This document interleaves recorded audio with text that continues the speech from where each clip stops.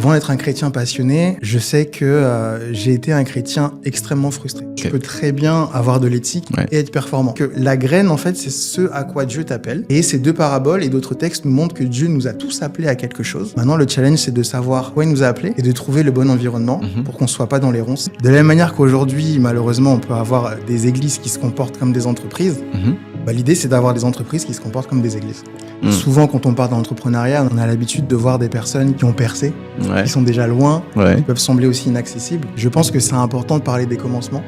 Même dans le capitalisme, on peut infuser les valeurs de Dieu. À chaque épisode, nous invitons des entrepreneurs qui viennent nous partager leur vision, leurs projets, mais surtout l'impact et la présence de Dieu dans leur vie entrepreneuriale. Dans cette émission, on ne va pas seulement se contenter d'écouter, mais on va aussi analyser leur stratégie business et challenger leur personnalité avec des questions mystères. Mais je ne vous en dis pas plus, car aujourd'hui, je suis avec notre invité du jour, Michael. Bonjour Michael. Salut Nalé. Comment tu vas? Très bien, et toi? Je vais super bien, franchement. J'étais impatient de faire cette émission avec toi. Pareil. Parce qu'en plus, tu sais, lorsque je voulais faire ce podcast autour de l'entrepreneuriat chrétien, parce que c'est un sujet aujourd'hui qui est un peu méconnu, mais j'ai envie qu'il soit un peu plus démocratisé, que les gens puissent comprendre exactement qu'est-ce que c'est vraiment l'entrepreneuriat chrétien. Et inviter des personnes comme toi qui ont cette fougue, qui ont cette joie, cette passion, cette sincérité dans l'âme, et aujourd'hui qui est venu avec un charisme vraiment... je te l'ai dit, t'es incroyable, là. Franchement, j'aime trop le style et tout, etc. Dieu merci. Écoute, après, ça reste juste une chemise.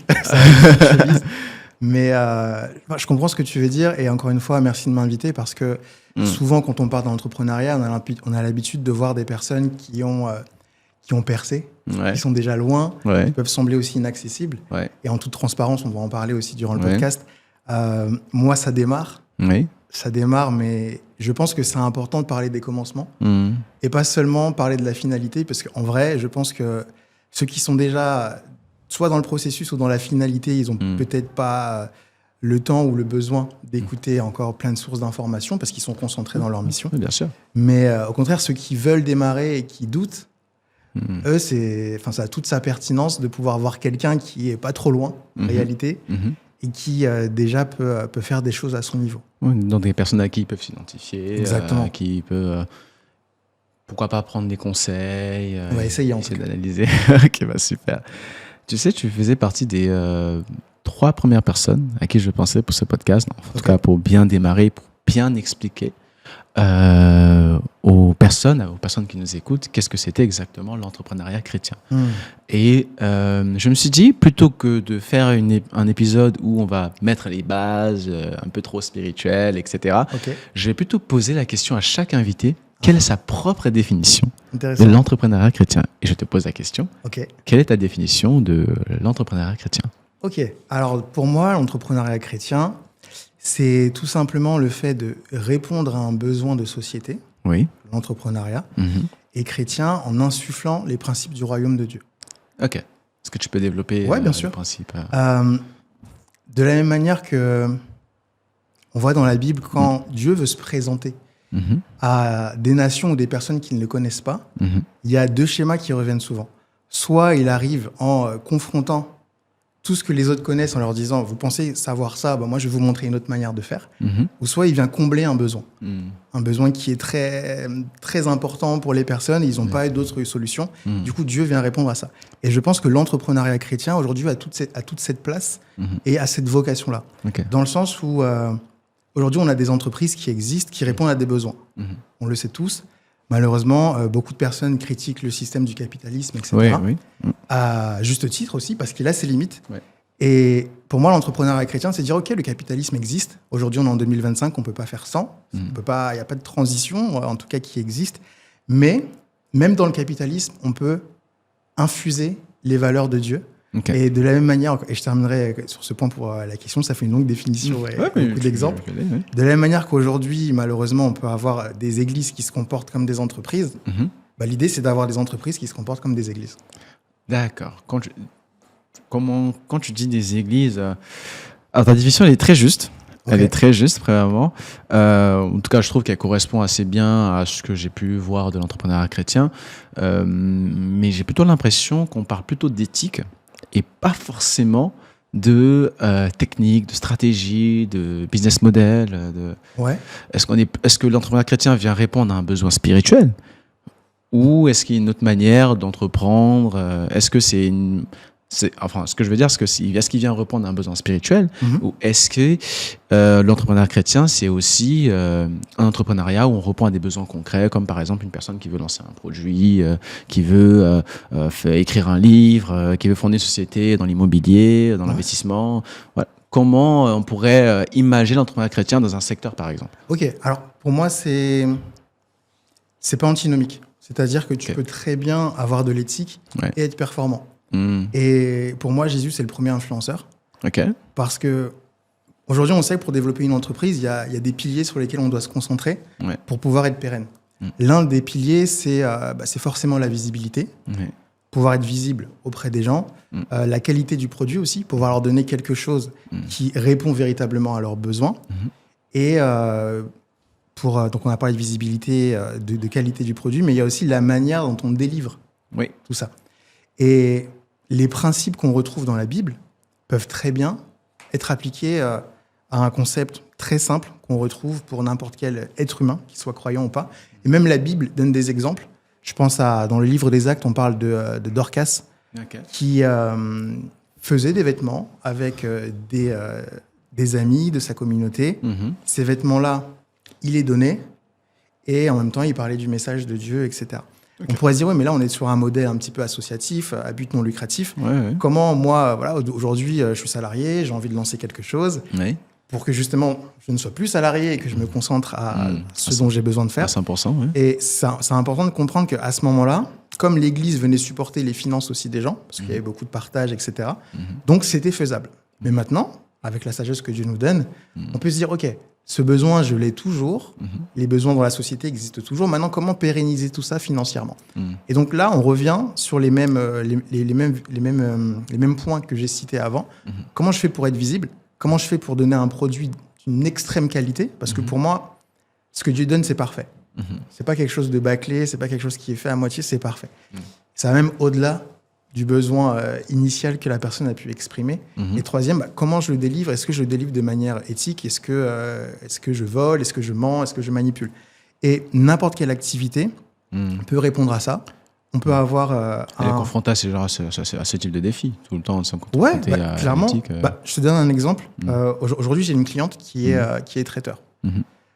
À première vue, on pourrait dire quel est le lien entre la nourriture et la foi et l'appel, etc. On va définir la notion d'appel. Elle travaille dans le domaine de la nutrition. La restauration. La restauration. Elle travaille dans le domaine de la restauration, mais d'un point de vue chrétien. Alors, elle est salariée dans le médical. Pour faire vraiment rapidement. Pendant le Covid, comme beaucoup de personnes, elle s'est mise à cuisiner. Elle s'est mise à cuisiner et... Toi aussi, tu as cuisiné pendant le Covid? Moi, j'ai mangé. Moi, j'ai plutôt mangé, donc c'est un sujet un peu sensible. J'ai pris beaucoup de kilos. Mais voilà, elle s'est découvert une passion pour la cuisine. Enfin, pardon, je me reprends. Elle s'est pas découverte, mais en tout cas, elle avait l'espace. Parce que cette personne-là, depuis 8 ans, elle a appris à cuisiner à 8 ans, elle a déjà cuisiné pour des événements familiaux depuis 8 ans. Donc, quand elle m'a raconté vraiment son parcours, je me suis dit, mais en vrai, la cuisine, ça fait partie de ta vie depuis longtemps. Et donc, comment est-ce qu'elle infuse sa foi dedans? Au début, elle a commencé simplement en faisant de la cuisine de qualité accessible. Parce qu'on connaît un petit peu les activités de traiteurs. Le prix varie selon les événements. On sait tous que quand tu appelles un traiteur pour un anniversaire, c'est pas le même prix que pour un mariage. Et ça, typiquement, c'est pas juste. Parce que factuellement, tu fais la même chose. Il n'y a pas une valeur supplémentaire parce que ça marche. Tout est identique, mais le seul motif, c'est que en fait, tu veux juste te faire plus de marge. Et tu sais que dans cette niche-là, les gens ont l'habitude de payer. Et donc, toi, tu profites de ça. Et elle, et c'est ce pourquoi je l'accompagne, c'est de se dire, OK, je comprends cette volonté d'être accessible à un maximum de personnes, mais il faut que tu trouves un équilibre. Et on va le trouver ensemble pour que, en même temps, tu puisses pérenniser ton activité, que tu ne sois pas épuisé aussi à la tâche, et en même temps que tes clients puissent voir la valeur de ce que tu proposes. Parce qu'il y a une réalité. Donc, je l'ai accompagné dans le coaching. Ouais. dans le coaching, dans la mise en place de la stratégie, dans le ciblage aussi du profil type pour les ads, pour que vraiment ça puisse se pérenniser et pas uniquement être sur du bouche à oreille, etc. Et donc, pour terminer ce point, en travaillant sur elle avec tout ça, avec cette compréhension, cette nouvelle compréhension, parce que pour elle, être chrétienne, c'était donner son maximum et on n'est pas là pour se faire de l'argent, mais tu as besoin d'argent, continue ton activité, parce que si demain tu arrêtes, ces personnes ne pourront plus bénéficier de ce que tu leur apportes. Yes. Donc, il y a la partie équité, où voilà, elle a trouvé un équilibre, mais ce qu'elle a à cœur aussi dernièrement, parce que lors de nos sessions d'échange, je lui dis, mais la nourriture, c'est bien, ça réconforte, ça répond à un besoin, mais comment est-ce que tu pourrais insuffler aussi les principes et les valeurs de Dieu dans ce que tu fais de manière très simple et compréhensible? Et elle s'est dit, mais en vrai, de la même manière que les clients me donnent des mots d'encouragement parce qu'ils sont contents, j'ai envie aussi de leur donner une parole réconfortante, inspirée de la Bible. Okay. Parce que finalement, quand elle va livrer les personnes, ils se confient. Ils ont aussi leur réalité, les difficultés. Et elle se dit, mais Dieu a aussi des choses à leur dire à ces personnes-là. Peut-être qu'elles n'ont pas de Bible, elles ne sont pas dans un environnement bienveillant. Donc moi, à travers les commandes que je leur donne, je veux en même temps rassasier leur ventre, mais j'ai aussi envie de rassasier leur âme avec la parole de Dieu. Et donc là, on réfléchit ensemble à comment on peut structurer tout ça pour que ça se fasse de manière simple, sans rentrer dans du gros prosélytisme qui va juste forcer les gens avec de la réactance, etc., qui sera la suite logique, mais se dire, voilà, comment apporter ce principe-là de l'amour, de la paix, à travers quelque chose de très palpable qui est la nourriture. Waouh. Ok, donc on parle d'un projet qui est très concret. Ouais. On parle d'une compétence dont cette personne dispose, qu'elle a eu le temps de travailler. Un peu comme si j'avais une personne qui se formait soit dans le dropshipping, qui se formait à l'école, qui se formait dans toutes sortes de formations et qui, d'un point de vue éthique, parce qu'on ne parle pas seulement de service, on pense également, comme je l'ai si bien dit, à l'âme de la personne, à ses émotions, à sa personnalité, à ce qu'elle peut vivre. Et donc, derrière son service, partage peut-être des invitations, On réfléchit encore. On réfléchit encore. Que ça va prendre. D'accord. Pour l'instant, on a pensé à des versets. Okay. C'est la base. Okay. Mais on continue de mettre ça en prière pour voir comment ça peut évoluer. Partager des exhortations, de choses. Ok.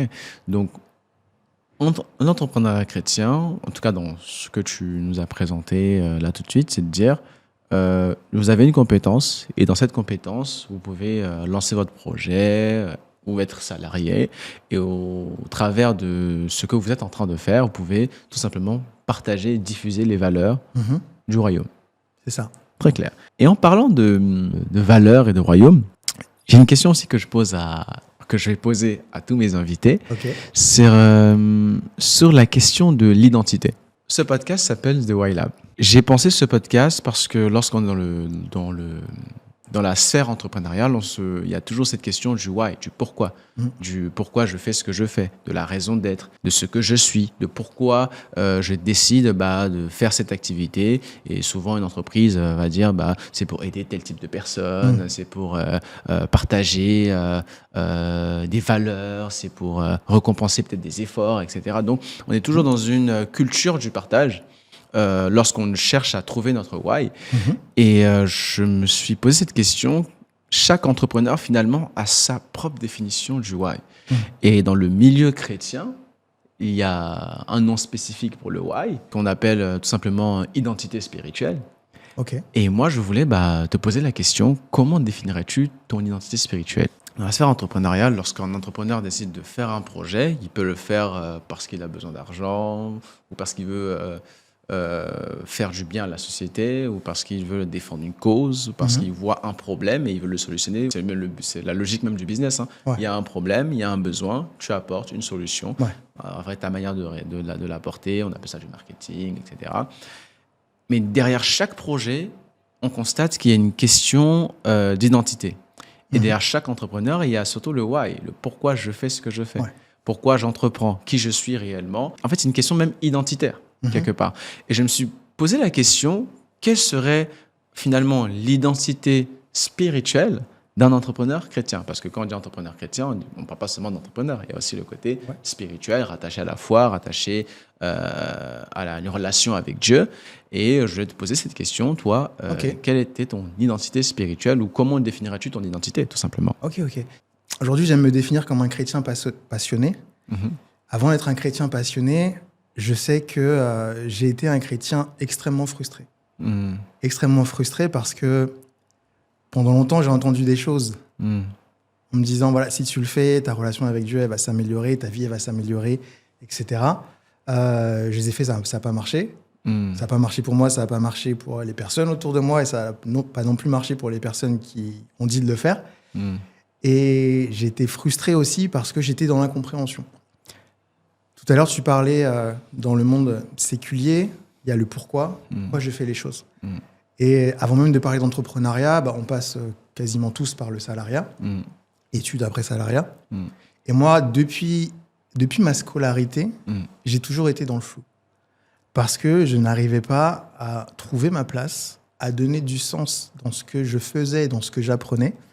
Et de cette frustration, Dieu m'a donné une vision claire, mais en lui. C'est-à-dire que c'est lui qui m'a donné le métier, la filière dans laquelle je travaille aujourd'hui comme salarié, parce que je suis aussi salarié à côté.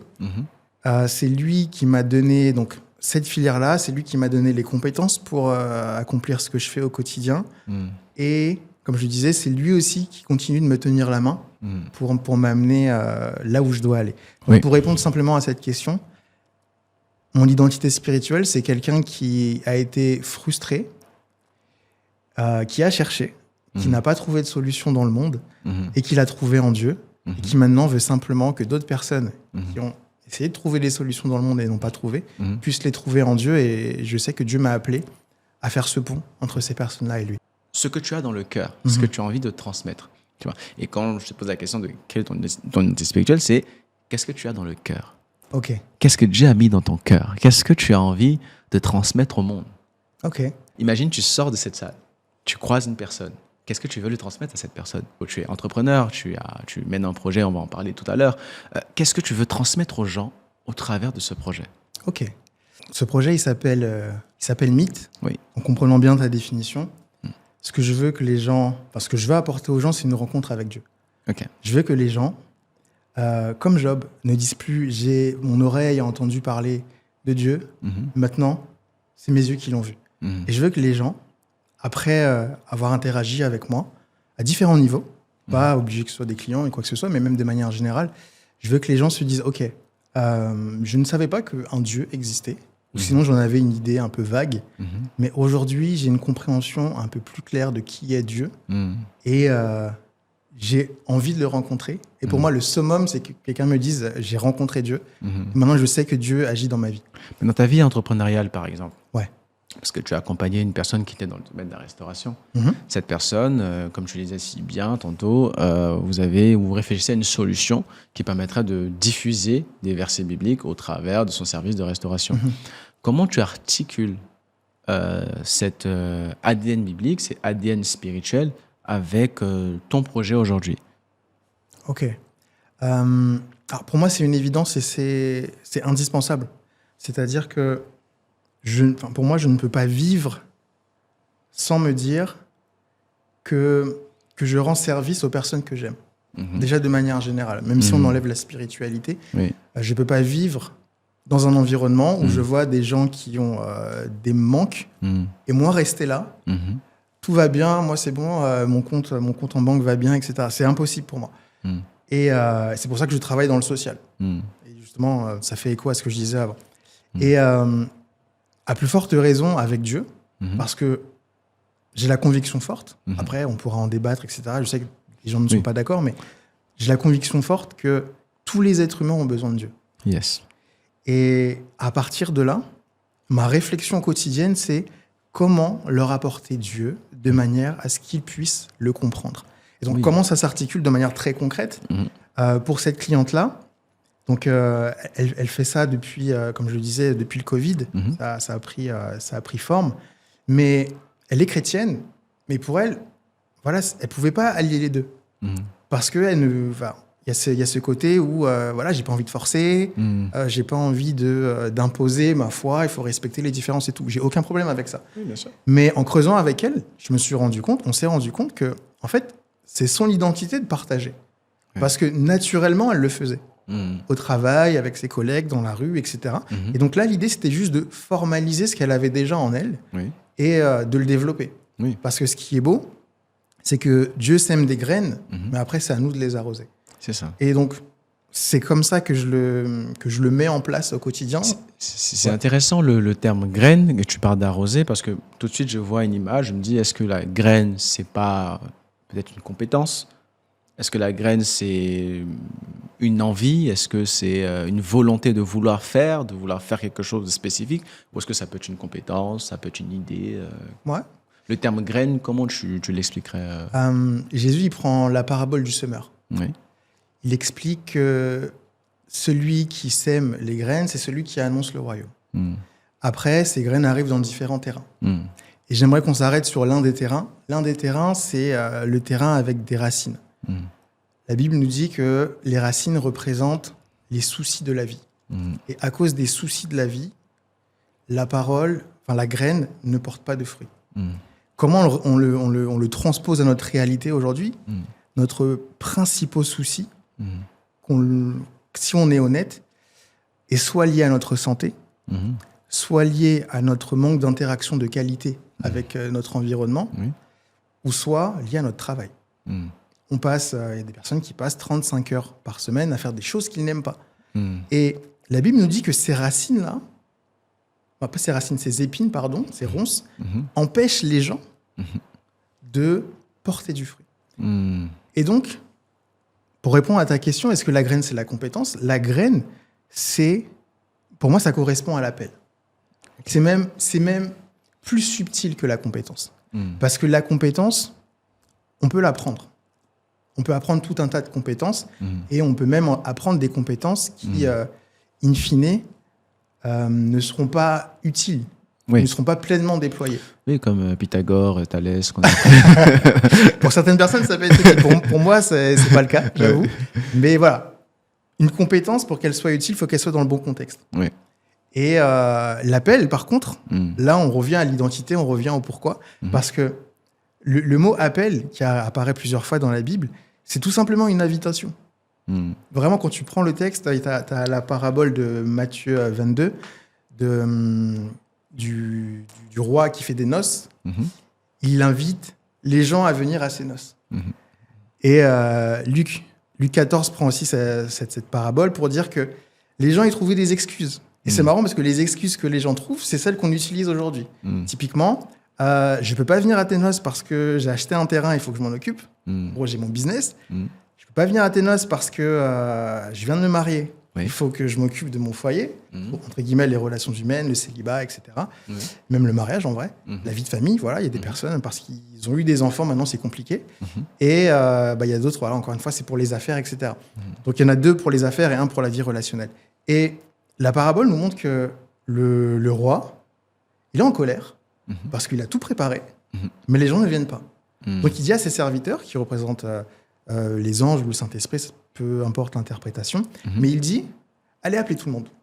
Allez appeler tout le monde, les bons et les méchants, allez appelez-les et faites-les venir. Et les gens qui viennent, après je terminerai sur ce point, les gens qui viennent, ils viennent avec la tenue, et celui qui vient sans tenue, il lui dit, mais qu'est-ce que tu fais là ? T'as rien à faire ici. On sait que dans la Bible, la tenue, ça représente la justice, et la justice, c'est par la mort et la résurrection de Jésus. Donc tout ça pour résumer, c'est que la graine, en fait, c'est ce à quoi Dieu t'appelle. Et ces 2 paraboles et d'autres textes nous montrent que Dieu nous a tous appelés à quelque chose. Maintenant, le challenge, c'est de savoir à quoi il nous a appelés et de trouver le bon environnement pour qu'on ne soit pas dans les ronces qui nous empêchent de trouver le bon environnement dans lequel où l'appel, la graine pourra pleinement s'exprimer. Exactement. Ok. Dans la Bible, lorsque je faisais une lecture biblique, j'ai remarqué une chose, c'est que le Dieu de la Bible, lorsqu'il va demander à une personne d'aller faire quelque chose sur un territoire, parler à une personne, etc., n'importe quelle action, cette personne va toujours être accompagnée d'une parole. Ok.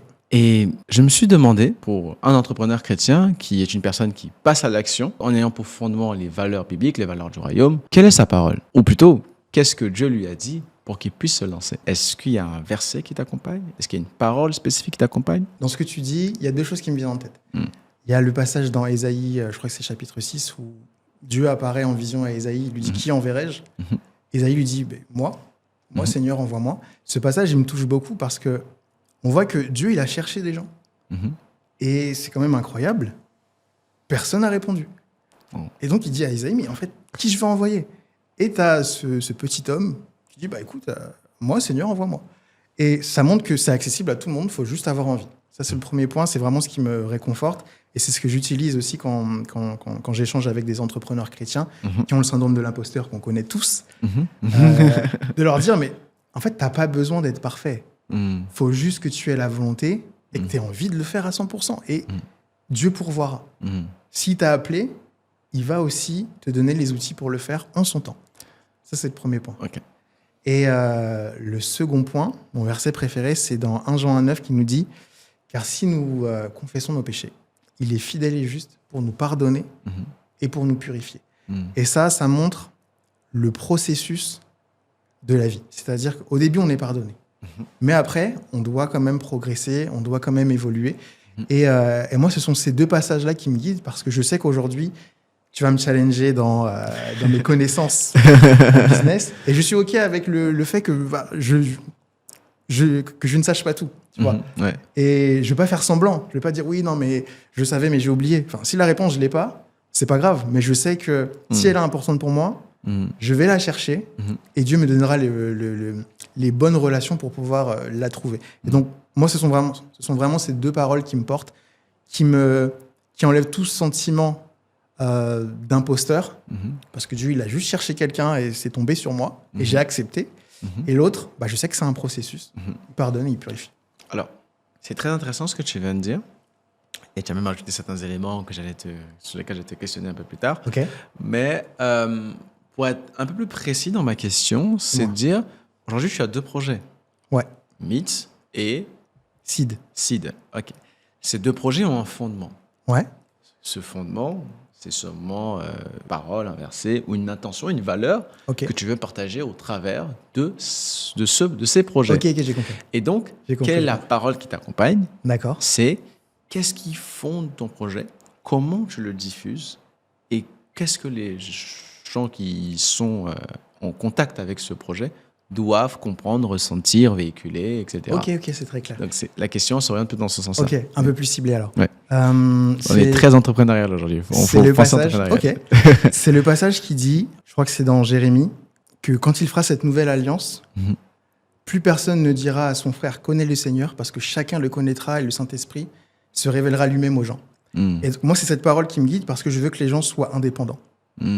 Et indépendants spirituellement, indépendants sentimentalement, donc pas de dépendance affective, ça ne veut pas dire qu'on ne calcule personne, et indépendants financièrement aussi.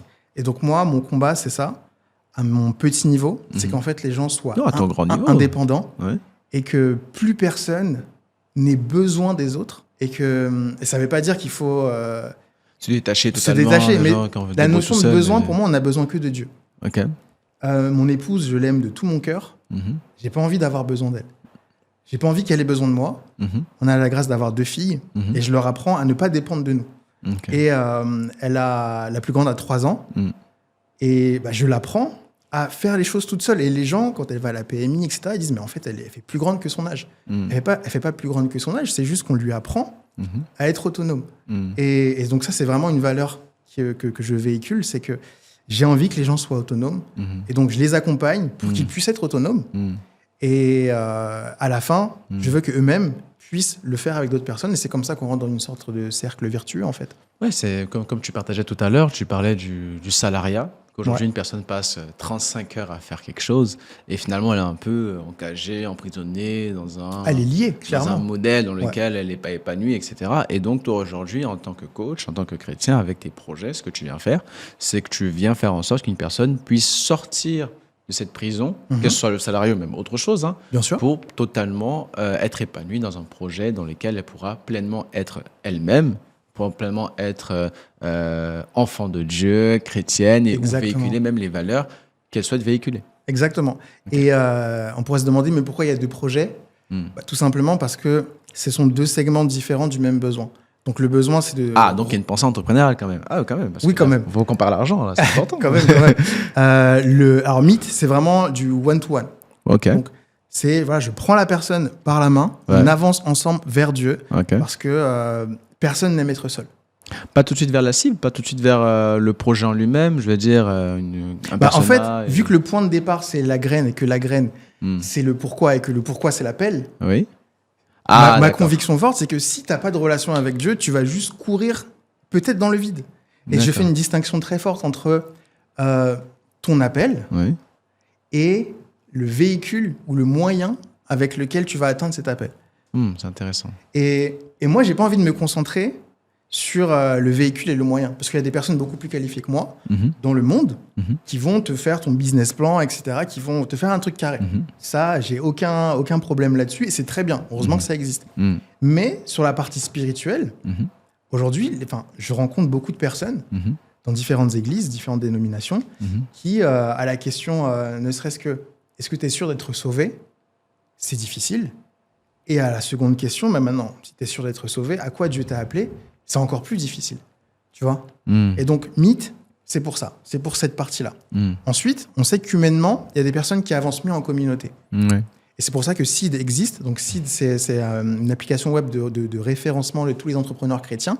Et à terme, en septembre, si Dieu le permet, ça va aussi devenir une communauté. Ça veut dire que, encore, ça reste à définir ce qu'on mettra à l'intérieur, mais en tout cas, il y aura des temps... Chaque semaine, on va aborder des questions business, des questions spiritualité, relationnelle, etc.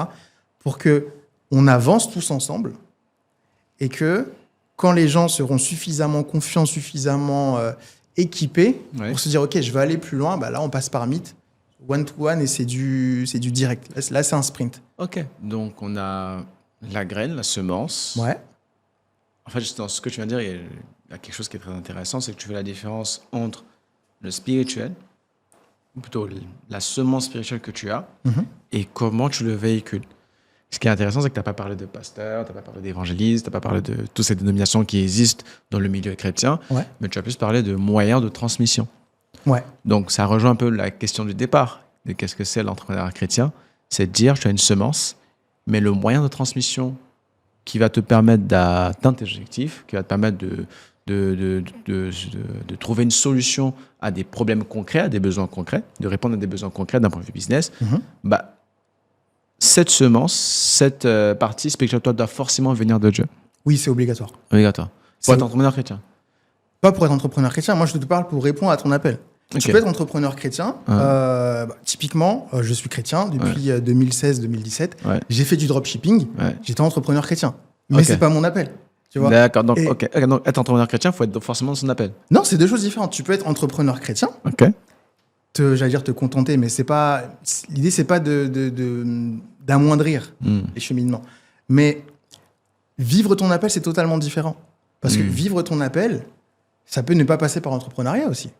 Et ça, il faut être au clair là-dessus. Il ne faut pas faire un amalgame et dire que, voilà, parce que je suis entrepreneur et parce que je suis chrétien, forcément, c'est mon appel.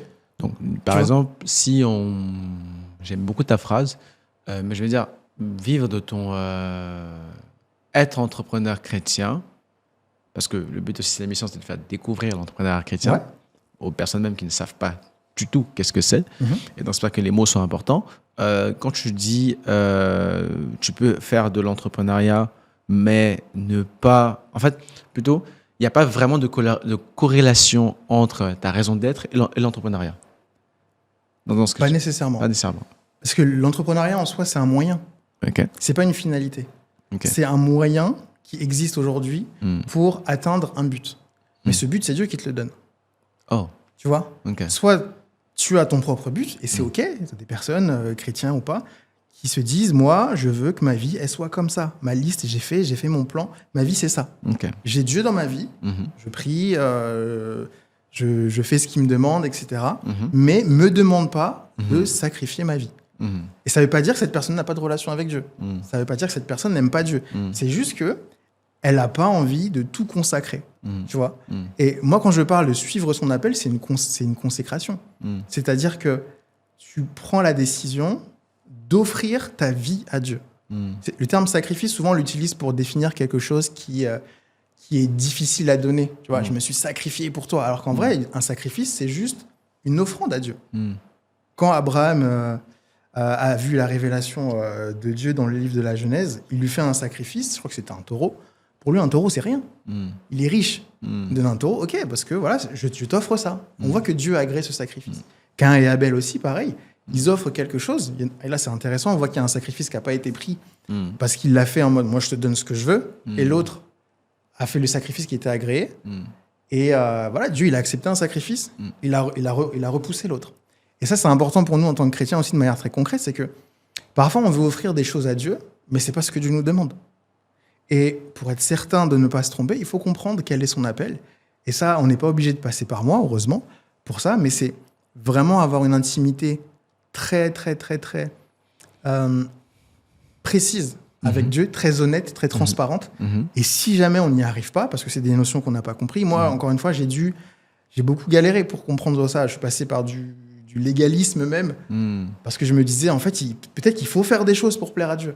Et j'ai fait ce que certaines personnes disaient, fait les deux extrêmes, hyper libéraliste et hyper légaliste. Et en fait, non, il y a un juste milieu. Le juste milieu, c'est Jésus. Et Jésus, il t'appelle individuellement pour que tu lui suives. Jésus, il dit, suis-moi. Ok. Très, très clair. J'ai une question sur...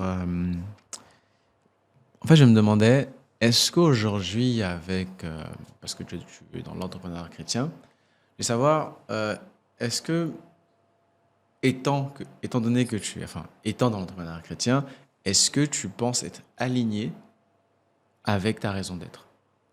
Aujourd'hui, depuis le mois d'août, donc Meet et Seed a commencé le 2 août, oui, totalement. Et avant, c'était... Avant, c'était le flou. Parce que le dropshipping, c'est pas mon identité. Ouais. Le dev web, c'est pas mon identité. Ouais. Ce que je fais en tant que salarié aujourd'hui. Mais c'est une compétence. Oui, mais c'est pas mon identité. Mon identité, c'est que moi, je veux que les gens rencontrent Dieu. Okay. Et le reste, ce sont des moyens qui peuvent me permettre. Mais à la fin, c'est pas ce pourquoi je suis né. Avec Meet et Seed, c'est totalement différent. Et ça m'a pris un temps de prière et d'échange avec différentes personnes, même avec un psy, un thérapeute. Parce que justement, il y avait cette pression de ce que le monde attend de toi. Et moi, je suis au milieu et je ne comprenais pas ce que Dieu attendait de moi. Je savais que Dieu attendait quelque chose de moi. Parce que le fait de... Quand tu dis le monde, tu veux dire une pression sociale, ton environnement. La pression sociale, voilà. Typiquement, après, chaque pays, chaque environnement a ses spécificités. Mais en France, voilà, il faut avoir son CDI pour après avoir son crédit, etc. Et une fois que tu es marié, tu as tes enfants, tu achètes ta voiture, potentiellement un chien, et c'est bon. Voilà, ta vie, c'est ça, en fait. Et moi, je ne me reconnaissais pas dedans. Ouais. Parce que je changeais de travail tous les ans, parce que ça ne me plaisait pas. Je dis, mais en fait, Seigneur, je ne peux pas, toute ma vie, faire ça. C'est pas possible. J'aimerais passer ce temps-là pour toi. Mais comment est-ce que je passe ce temps pour toi, pour que ce soit utile pour toi? Et pendant cette phase-là, j'ai fait plein de choses. Je suis déjà allé dans des prisons pour chanter, voir des prisonniers, etc. Et humainement, c'était hyper cool. Spirituellement, c'était extrêmement édifiant. Mais encore une fois, c'était pas quelque chose que je pouvais pérenniser. Et moi, je disais à Dieu, mais Seigneur, je veux que toute ma vie, je veux que mes lundis soient à toi. Mes lundis, mardis, mercredis, jeudi, je veux que tous les jours de ma vie soient à toi. J'ai pas envie d'avoir un seul jour un seul week-end ou au milieu de la semaine, une petite réunion de prière. En fait, je veux que tous les jours, ma vie, elle soit pour toi. Et c'était la frustration dont je parlais au début qui m'a guidé jusqu'au moment où j'allais démissionner de mon travail. Et j'ai dit à Dieu, là, je peux pas démissionner parce qu'aujourd'hui, j'ai des enfants. Donc, il faut quand même stabiliser les choses, être responsable. Mais je peux pas rester comme ça. Si je reste comme ça, je vais faire une dépression et ça va mal finir. Et là, j'ai éteint toutes les voix qui me mettaient, oui, il faut faire ci, il faut faire ça. Je dis, Seigneur, j'écoute pas. Je veux que ce soit toi qui me dises, dis-moi où je dois aller. Il m'a envoyé vers une psy très compétente qui m'a aidé à y voir plus clair. Et à la sortie de ça, je me suis dit, OK, en fait, ce qu'elle a fait avec moi, il faut que je le fasse avec les autres, en apportant aussi l'aspect business, pérennisation financière. Parce qu'aujourd'hui, ce qui me retient, moi, c'est le salaire. Mais si demain, j'arrive à en vivre financièrement, je suis consacré à Dieu à 10 000%. OK, très clair, très clair. Bon, on va un peu plus avancer, comme il vient de toquer. On va beaucoup avancer. Mais je t'ai posé déjà pas mal de questions sur toi pour qu'on apprenne à te connaître. Donc, en fait, tu as répondu déjà à pas mal de choses. Ouais. Donc, ça, c'est plutôt cool. J'ai te posé comme question si tu te projettes à l'avenir. Où vois-tu ton projet? À quel stade? Quelles sont tes ambitions futures? Très rapidement. De la même manière qu'aujourd'hui, on a France Travail pour les personnes qui ne savent pas où se positionner professionnellement. Je veux créer un écosystème où chaque chrétien trouve son appel, le structure et le développe. Il est accompagné de A à Z par tout un écosystème. Pour faire très vite. Clair. Est-ce que des personnes qui sont non chrétiennes peuvent aussi trouver cette semence, cette graine non, parce que c'est Dieu qui la donne. OK. Et c'est même pas une exclusion, mais Dieu est disposé à la donner à tout le monde. Mais dans justement la parabole des noces, c'est les gens qui prennent la décision de ne pas vouloir, y aller. Et si le point de départ qui est l'appel, et l'appel est donné par Dieu, et pour que tu aies une relation avec Dieu, il faut avoir la foi. Mais si tu n'as pas la foi, moi, je peux pas t'aider. Parce que le point de départ, il est personnel, tu vois. C'est une décision personnelle, donc malheureusement, je pourrais pas aider ces personnes-là dans la globalité. Après, je peux très bien leur parler, voir quelle est leur conception de Dieu, pourquoi ils y croient pas, etc. Tu vois. Mais pour faire très court, pour Mythécide, il faut forcément être chrétien. Et après, humainement, bien sûr qu'on peut toujours discuter. Très clair. Très clair. Donc, si je comprends bien, c'est-à-dire que des personnes qui aujourd'hui n'ont pas forcément la foi, ne croient pas forcément en Dieu, tant qu'elles ne répondent pas à un appel spirituel de Dieu, en aucun cas elles pourront faire concrètement ce qu'elles sont appelées à faire. C'est ça. OK. Parce que tu es obligé de croire au Dieu que tu veux servir. Tu peux pas servir un Dieu après, auquel tu ne crois pas. Qui croient en eux-mêmes. Ouais, mais du coup, c'est toi que tu sers. Tu vois, c'est toi que tu sers. Du coup, c'est pas ton appel que Dieu t'a donné. C'est ta vocation à toi. Enfin, c'est ce que toi, tu as défini comme étant ta voie à suivre. Et donc, forcément, ça marche pas. Parce qu'il y aura un blocage à un moment donné. Très clair. Parce que le temps avance, c'est dommage. Mais j'ai demandé, mais comment Dieu, il t'aide dans ton business? Parce que concrètement, ça peut paraître peut-être un peu abstrait, peut-être un peu lointain, de se dire, OK, Dieu, on est censé le prier, l'adorer, on est censé faire tout sauf faire du business avec Dieu. Comment toi, aujourd'hui, dans tes projets comme Seed, dans tes projets comme Meet, Dieu, ta relation avec Dieu s'articule? Comment Dieu te soutient? Est-ce qu'il y a une discipline particulière que tu développes? Comment Alors, la discipline, elle n'est pas d'ordre organisationnel. Par exemple, je ne me dis pas, il faut que je fasse ci tous les jours, etc. Elle est tout simplement nécessaire parce que j'en ai besoin pour avancer. Pour te donner un exemple concret, quand j'ai terminé cette consultation avec ma psy et que j'ai eu à cœur très fort de « Ok, c'est ce que je veux faire », j'ai dit à Dieu « Mais maintenant, comment je vais faire ?» J'ai lu dans la Bible, j'ai cherché dans la Bible des personnes qui avaient des projets similaires, comment l'accompagner, etc. Et il y a différents types d'appels. Je vais m'arrêter sur celui de Néhémie. Néhémie, il avait juste une vocation forte à vouloir reconstruire le temple. Et Dieu ne lui a pas dit de le faire. Il avait juste cette vocation forte. Il y avait un désir du cœur. Un désir très fort pour le faire. Après, Dieu a ouvert les portes. Mais tout le monde peut avoir un désir du cœur. Ouais, mais là, j'aurais pas le temps de développer tout l'ensemble, malheureusement. Mais juste pour ce point-là sur Néhémie, je me suis dit, OK, il faut que c'est ce point de départ-là, parce que tout le monde n'a pas de révélations comme Moïse, Abraham, etc. Ça, c'est le minimum. Cette intention du cœur, comme tu dis, tout le monde peut l'avoir. Donc, à partir de ça, comment est-ce que je travaille? Je dis, Seigneur, montre-moi, à partir de ces éléments, comment on peut travailler. Et donc, il m'a mis à cœur, justement, 10 questions très introspectives qui te permettent de bien discerner ce qu'il y a déjà en toi. Parce que Dieu a donné des dons à tout le monde et des talents à tout le monde. Et à partir de ça, on peut construire quelque chose. Alors, on va peut-être passer à la partie un peu fun de notre émission. J'ai des petits jeux à te proposer, des petites questions mystères. J'espère que tu es prêt. Let's go. Ah là là, faut avoir la foi pour ces projets-là. C'est vrai? Ah. Ouais, dis-moi tout. T'es sûr de toi? On y va, on y va. Okay, on va essayer en tout cas. Ok. Selon toi, quelle est la plus grosse somme d'argent que Dieu pourrait te donner?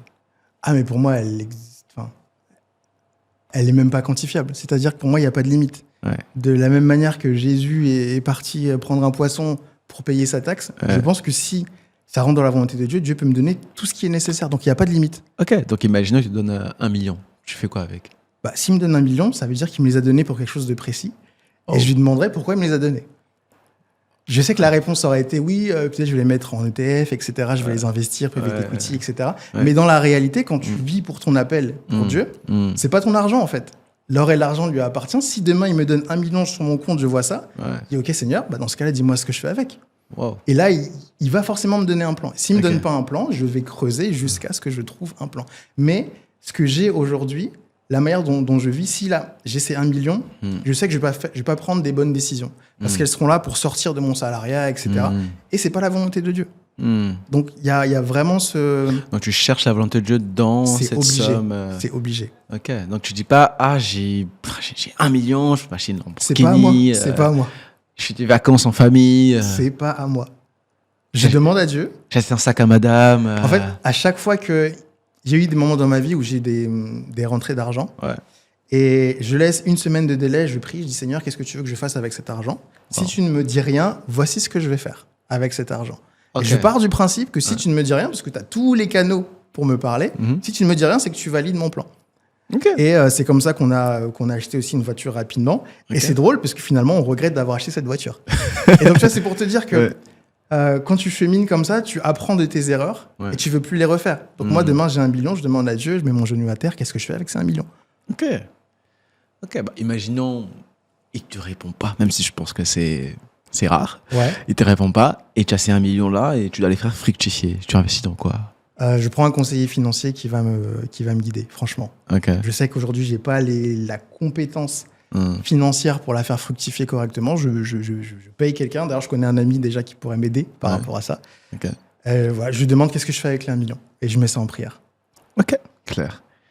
Alors, autre petit jeu. Dis-moi tout. J'ai un petit scénario pour toi. Ok. Imaginons que tu as un client high ticket. Ok.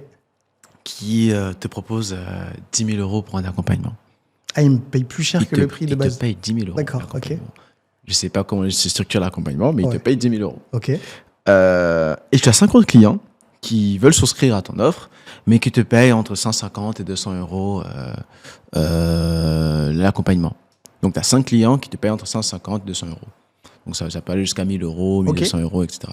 Okay. Mais ces 5 clients correspondent plus à tes valeurs que le premier à 10 000 euros. Mais pourquoi je ne pourrais pas prendre les deux? Non, tu dois choisir un seul scénario. Je dois choisir? Bah, je prends le premier et puis avec l'argent, je sous-traite et je délègue pour accompagner les autres.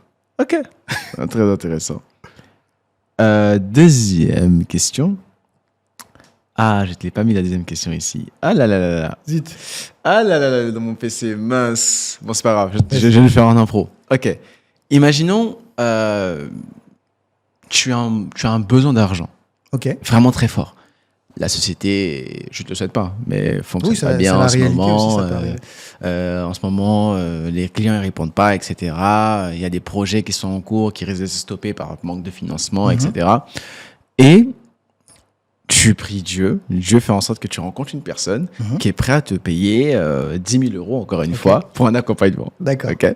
Tu souscris à cette personne. Ok, tu serais cette personne, vous vous entendez bien, tu te dis waouh, bénédiction, trop bien, une opportunité se présente devant moi, c'est forcément la réponse de Dieu à ma situation. Ok, donc tu commences à travailler avec cette personne, elle te fait des premiers virements, des 5 000, etc.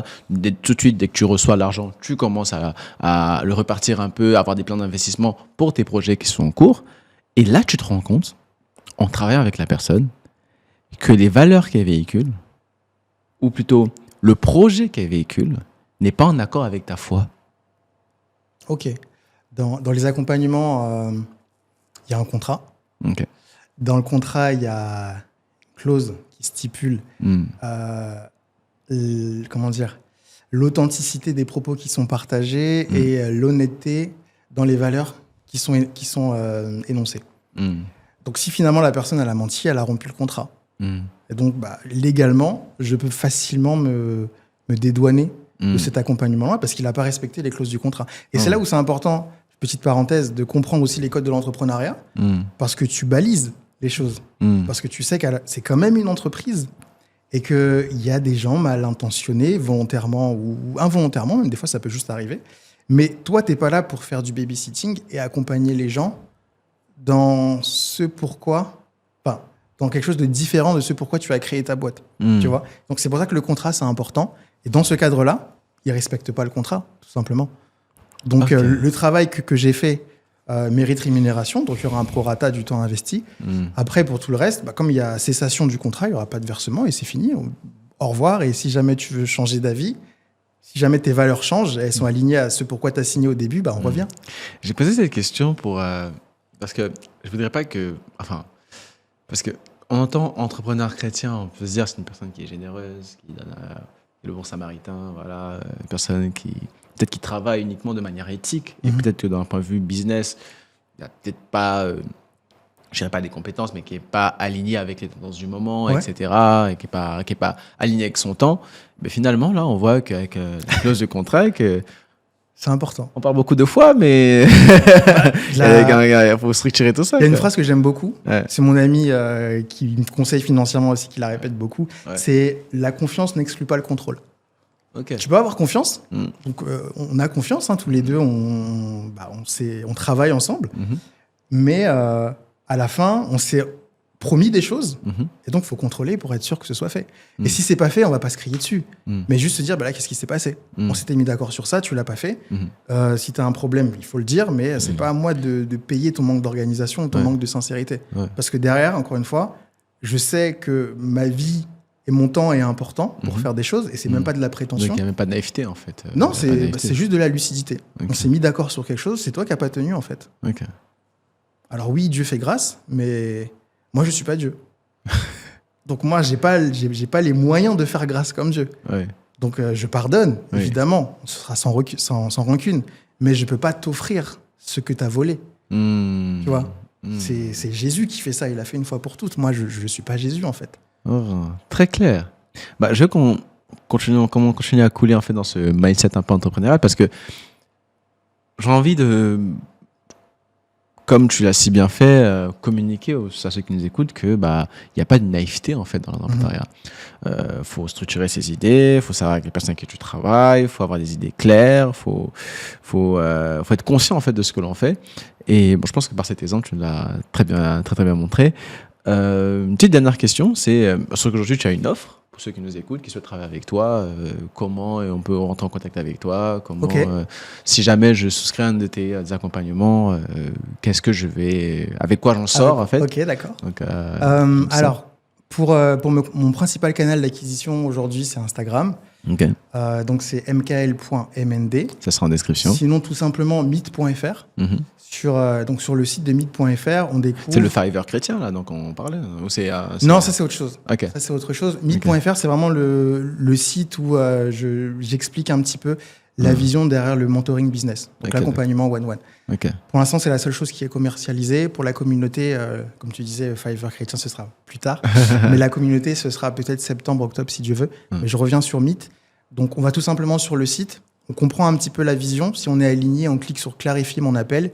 On arrive sur les 10 questions. À l'issue des 10 questions, tu choisis les différentes modalités d'accompagnement. Donc, il y a la découverte de ton appel qui est gratuite. C'est un suivi pendant 2 semaines où on creuse vraiment ta foi sur quoi elle est alimentée. C'est des rendez-vous Ouais, c'est des rendez-vous. Donc, déjà, il y aura un premier temps, on revient sur les 10 questions. Qu'est-ce que ça a évoqué chez toi ? On revient sur aussi les textes bibliques qui sont évoqués. Et à l'issue de ces 2 semaines... ça peut aller jusqu'à 1 mois, cas exceptionnel. On essaie vraiment de comprendre quel est ton appel, en tout cas avoir des éléments de réponse. Ça, c'est gratuit. La deuxième partie qui est structurée, donc c'est là, tu comprends quel est ton appel, maintenant tu veux pouvoir le pérenniser. Et si jamais, à l'issue de la partie découverte, on réalise que l'entrepreneuriat est le bon moyen pour le pérenniser, on le structure, c'est-à-dire on travaille avec toi pour la définition d'une charte graphique, de tes valeurs, le why, etc., tout ce que tu disais. On la transforme en entreprise. Ton appel, là, ça devient une entreprise et tu en ressors avec un accompagnement stratégique, avec des visuels professionnels, un site, tout ce qui est nécessaire pour que tu puisses avoir ta première acquisition de clients. On structure administrativement tout ça pour pas que tu aies des mauvaises surprises avec ton frère de l'église qui a voulu abuser. On structure tout ça. Cette offre-là, elle est à 770 € et c'est un accompagnement sur 3 mois. Okay. Donc, c'est la promesse qu'on fait. Sur 3 mois, tu ressors avec un appel structuré. Okay. Et après, si tu veux aller plus loin, si tu as déjà une rentrée d'argent, etc. Pardon, j'ai dit 770 plus 5% de commission, je n'avais pas précisé, sur le chiffre d'affaires. Et ensuite, l'autre offre, qui est à 3 700 € plus 5% de commission, on développe ce qu'on a structuré et on t'aide pour pouvoir déléguer aussi certaines choses parce qu'on sait que dans la partie structure, tu es au cœur de la mission. Oui, bien sûr. Forcément, c'est épuisant. Ouais, t'es amené à faire plein de choses en même temps. T'apprends plein de métiers. Quand t'es entrepreneur, c'est beaucoup trop. Ouais, tu deviens développeur, tu deviens écrivain, tu deviens designer, tu deviens tout ce des compétences utiles, mais c'est pas ton appel. Ouais, c'est ça. Et donc là, développer, c'est OK. On va structurer tout ça. On va développer, on va déléguer, on va sous-traiter pour que toi, tu te concentres sur ton appel et comment Dieu veut que tu fasses évoluer tout ça. Parce qu'à terme, c'est que je veux pas avoir énormément de clients, mais je veux avoir des clients qui révolutionnent des industries pour revenir sur la définition de c'est prendre un besoin et insuffler les valeurs de Dieu là-dedans. OK. Et ces valeurs de Dieu viennent en réponse à des besoins que ce soit concrets, que ce soit produits, mais même aussi émotionnels. Exactement. Parce qu'aujourd'hui, holistique. Dans le marketing, on observe que lorsqu'on développe un produit, on va souvent associer ce produit à des émotions, des histoires, à des moments clés, etc. Et donc, en tant qu'entrepreneur chrétien ou en tant que développeur de projet chrétien, tu accompagnes cette personne à finalement structurer son projet, faire en sorte que son projet reste purement christocentrique. Ouais. Et que derrière, malgré le fait qu'il y a, cette volonté de mettre la foi et la parole comme fondement, il ne faut pas non plus oublier la structure, les logiques finalement entrepreneuriales qui reviennent et qui bâtissent qui bâtissent un projet concret qui est périn et qui génère un chiffre d'affaires, quoi. Et c'est même biblique parce que, encore une fois, je sais que dans le milieu chrétien, on aime bien diaboliser l'entreprise. Mais quand tu vois dans le livre des Actes comment la première église elle est constituée, ils avaient structuré, ils avaient des rentrées d'argent pérennes. Tu avais des gens qui avaient plusieurs terrains, potentiellement des investisseurs immobiliers, qui vendaient pour offrir à la communauté pour qu'elle puisse continuer à fonctionner. Et comme aujourd'hui, on n'a pas ça, donc on est obligé de faire autrement. On réadapte. Okay. Si tu devais conseiller une personne, qu'elle soit chrétienne ou non, à avoir une vie entrepreneuriale saine et alignée avec les principes de Dieu, qu'est-ce que je lui dirais? Elle n'est pas chrétienne. Qu'elle soit chrétienne ou non. Ok. Alors, si elle est chrétienne, c'est facile. Pour moi, je suis obligé de différencier. Encore une fois, c'est pas du rejet, c'est juste qu'on s'adapte différemment. Donc, pour le chrétien, être aligné avec Dieu, c'est tout simplement déjà le connaître. Et donc, c'est essayer de comprendre quels sont les instants de sa vie où sa foi a été très forte et où sa foi a été très faible. Pour comprendre quels sont les déclencheurs. Est-ce que c'est l'environnement? Est-ce que c'est qu'est-ce qui se passe? Et à partir de ça, essayer de trouver comment maximiser ces moments où tu as été au top et comment réduire les moments où tu as été en bas. À partir de là, ta relation avec Dieu, je m'appuie aussi beaucoup sur les écrits de Gary Chapman, qui a écrit Les 5 langages de l'amour. Et il a écrit aussi un dérivé qui s'appelle Les 5 langages de l'amour de Dieu et qui explique qu'en fonction de ta manière de recevoir et partager l'amour, ta relation avec Dieu, elle en dépend aussi. C'est hyper intéressant. Et donc, je m'appuie sur ça pour essayer de définir vraiment quel est le quotidien, la routine idéale pour que toi, tu puisses continuer à développer ta relation avec Dieu. Ok. Et pour une personne qui est non chrétien et qui veut développer sa relation avec Dieu. L'entrepreneuriat chrétien, a priori, de ce que j'en ai compris, n'est pas à une forme exclusive. Il y a aussi une forme inclusive. Dans le sens où on peut faire un projet chrétien qui a les valeurs du royaume, qui a tous les fondements, qui est basé sur la Bible, sur la parole, sur notre relation avec Dieu, pas de souci, mais qui va avoir une tangibilité dans le monde des affaires, qui va associer plusieurs types de personnes, qu'elles soient croyantes ou non croyantes. C'est vrai, c'est vrai. Et donc, derrière la question, c'est de dire, est-ce que si je veux être aligné avec la volonté de Dieu, donc alignée avec ma véritable identité, par quel processus je passe? Alors, pour la personne qui n'est pas chrétienne, je pense que la question, c'est pas comment être aligné, parce qu'il ne reconnaît pas Dieu. Mais ce qui pourrait être intéressant, c'est de dire, ce que tu apprécies dans ces valeurs viennent de quelque part. Oui. Et viennent de quelqu'un. Et si tu veux en savoir plus, je t'invite à rencontrer Dieu. C'est clair. Parce que c'est la source. En vrai, aujourd'hui, la seule raison pour laquelle on s'aime, on se respecte, et qu'on se témoigne de l'amour, c'est Dieu.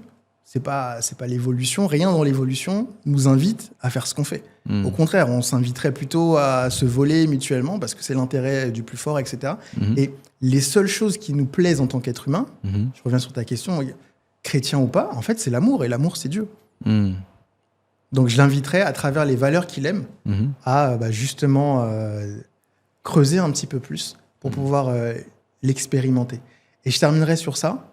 Par rapport à cette question, dans ma famille, tout le monde n'est pas croyant, évidemment. Et il y a quelqu'un qui est très proche, je ne vais pas le citer, mais un jour, il m'a dit « J'irai à l'église le jour où les chrétiens vont appliquer ce qu'ils disent.